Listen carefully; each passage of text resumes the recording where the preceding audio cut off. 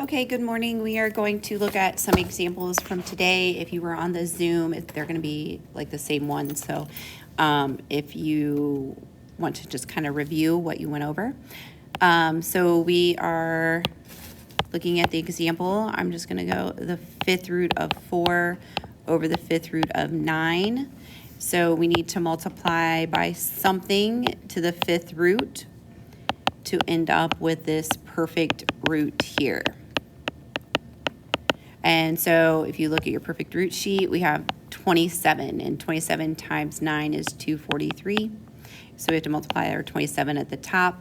We have the fifth root, so this becomes the fifth root of 108.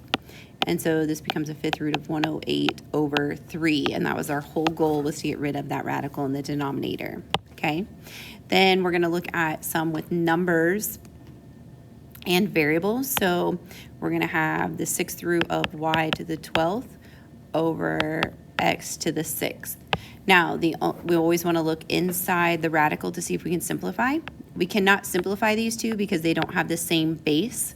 The only way we can simplify them is if they were both the same base, right? And then this becomes x to the 6th over 1, right? Because we subtract.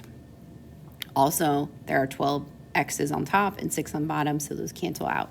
But these have different bases, so they cannot cancel out. So we're going to have this is the sixth root of y to the 12th over the sixth root of x to the 6th. And then you're going to ask yourself, how many times can 6 go into 12? Well, that can go in twice. And how many times can 6 go into 6? And that can go in once. So you can leave the 1 there, or you don't need it. Right, we don't need that 1 really. And in the book, you're going to notice that they put these little absolute value symbols there. And the reason they're going to put the absolute value on the 6 is because this is an even root, and we cannot have negatives with our even root, because if it is a negative underneath that even root, it becomes I, right? The square root of -1 is I. So we can't have a negative under even. So they'll have this absolute value symbol as your solution. You don't have to have the absolute value symbol, though. You could just leave it here if you're kind of confused on why that is. But as you move forward into pre-calc, you will need to understand that concept, okay? Okay, let's look at another one. So if we have the fourth root of 625, x to the 8th and u to the 16th, we're going to look at the fourth root of 625 times the fourth root of x to the 8th times the fourth root of u to the 16th. The fourth root of 625, always double check. It is a perfect fourth root, so it becomes 5. How many times does 4 go into 8? Well, twice, and 4 into 16. That should be a u. Almost put an x again. That should be 4. So we have u to the 4th. And the reason there's no absolute value is it is even, but both of these roots, or powers, I'm sorry, both of the powers are even, so my number would end up being positive anyway. Okay, let's look at another one. Let's do the sixth root of z to the 22nd times r to the power of 8 over z to the 4th times r to the power of 2. Again, we're going to look and see if we can simplify anything inside. These two have the same base, so those two can be simplified. And these two have the same base, so they can be simplified. So we have z to the 18th, right? We subtract the 4, subtract the 2, and we have r to the 6th over the 6th root. Technically, this is over 1, so I don't need that 1 anymore. And now I have the 6th root of z to the 18th times the 6th root of r to the 6th. How many times can 6 go into 18? 3. And how many times can 6 go into 6? Once. Again, these would both have the absolute value because it's even, and both of these powers are odd. And so I can't have a negative there. But you don't have to have that. You could just have z to the power 3 times r as well as your answer. Okay, we're going to keep building and moving on. So now we have t to the 7th, v to the 2nd, and then v to the 9th. All of that, not the 4th, we want the 7th, to the 7th. So see if I can simplify. I can. These two have the same base. So this becomes t to the 7th over v to the 7th because I have two v's on top, 9 on bottom, 1, 2, 3, 4, 5, 6, 7, 8, 9. Anything divided by itself becomes 1. And then this becomes 7. So now I have the 7th root of t to the 7th and the 7th root of v to the 7th. So how many times is 7 going 7? 1 time, and 7, 1 time, and that is my answer. And there would not be any absolute value because it is odd. Okay, next one, let's look at the 4th root of 112, m to the 5th and n to the 10th, all over m to the negative 2nd and n to the 13th. Simplify. We have our variable here. I cannot have a negative exponent, so this negative comes to the top. So I have m to the 5th, m to the negative 2nd. This needs to move up here and becomes m to the 2nd, and so this becomes m to the 7th. So technically you're also subtracting, so it becomes negative, negative 2, and it become positive. Then I have n to the 10th and n to the 13th.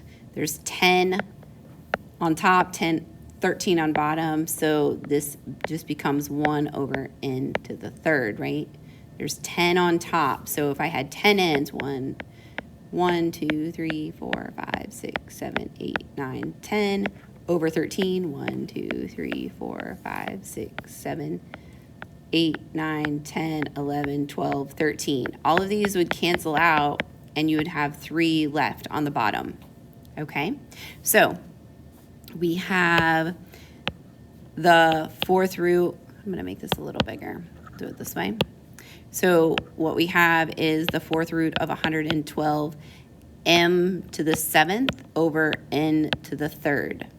So I'm going to say this is the 4th root of 112 times the 4th root of m to the 7th over the 4th root of n to the 3rd. I'm going to erase all of this.